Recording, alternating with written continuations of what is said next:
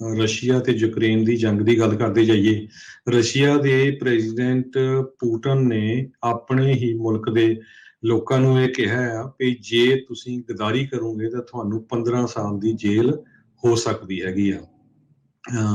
ਇੱਕ senior farmer officials ਨੇ officials ਨੂੰ ਵੀ ਜਿਹੜੀ ਆ ਸਜ਼ਾ ਦਿੱਤੀ ਗਈ ਹੈ ਕਿਉਂਕਿ ਉਹ ਵਾਰ ਨੂੰ ਅਪੋਜ਼ ਕਰ ਰਿਹਾ ਸੀ।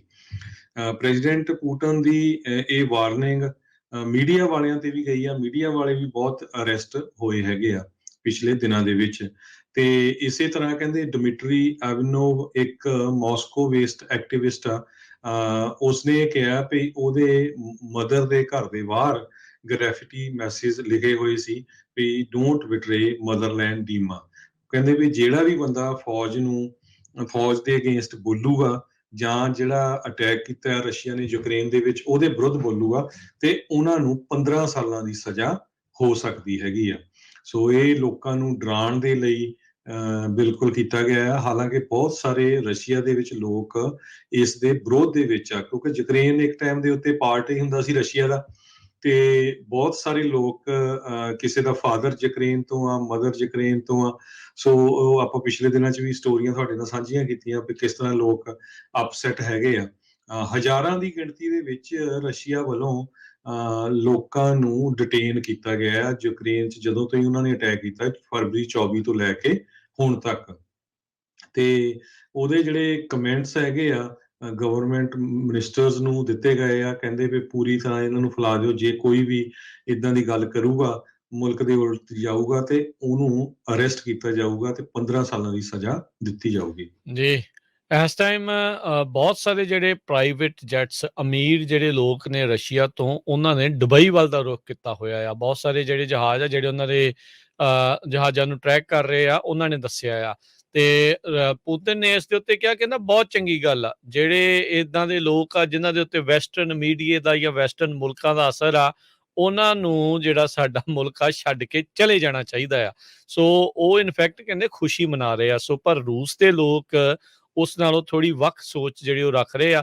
ਸੋ ਕਹਿੰਦੇ ਵੀ ਜਿਹੜਾ ਵੀ ਇਸ ਨੂੰ ਭੰਡੂਗਾ ਪੁਤਿਨ ਨੇ ਕਿਹਾ ਆ ਵੀ ਉਹਨਾਂ ਦੇ ਖਿਲਾਫ ਜਿਹੜੀ ਆ ਤਗੜੀ ਕਾਰਵਾਈ ਆ, ਇੱਕ ਤਾਂ ਅੰਦਰ ਕਰਨਗੇ ਤੇ ਨਾਲੇ 15-15 ਸਾਲ ਦੀ ਜਿਹੜੀ ਸਜ਼ਾ ਆ ਉਹ ਉਹਨਾਂ ਨੂੰ ਸੁਣਾਈ ਜਾ ਸਕਦੀ ਆ।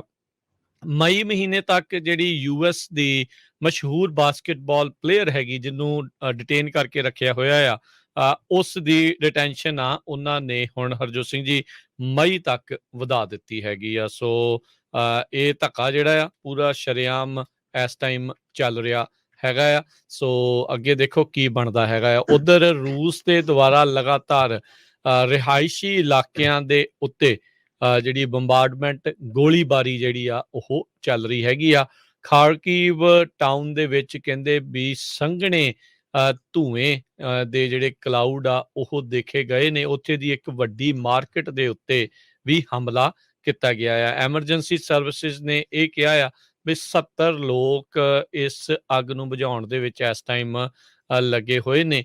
ਇਹ ਮਾਰਕੀਟ ਕਹਿੰਦੇ ਵੀ ਇੱਕ ਹਿਸਾਬ ਦੇ ਨਾਲ ਦੁਨੀਆ ਦੀ ਸਭ ਤੋਂ ਵੱਡੀ ਮਾਰਕੀਟ ਮੰਨੀ ਜਾਂਦੀ ਆ। 3 ਲੱਖ ਸਕੁਅਰ ਮੀਟਰ ਦੇ ਵਿੱਚ ਫੈਲੀ ਹੋਈ ਆ ਜਿੱਥੇ ਇਹ ਇਸ ਟਾਈਮ ਅੱਗ ਲੱਗੀ ਪਈ ਆ।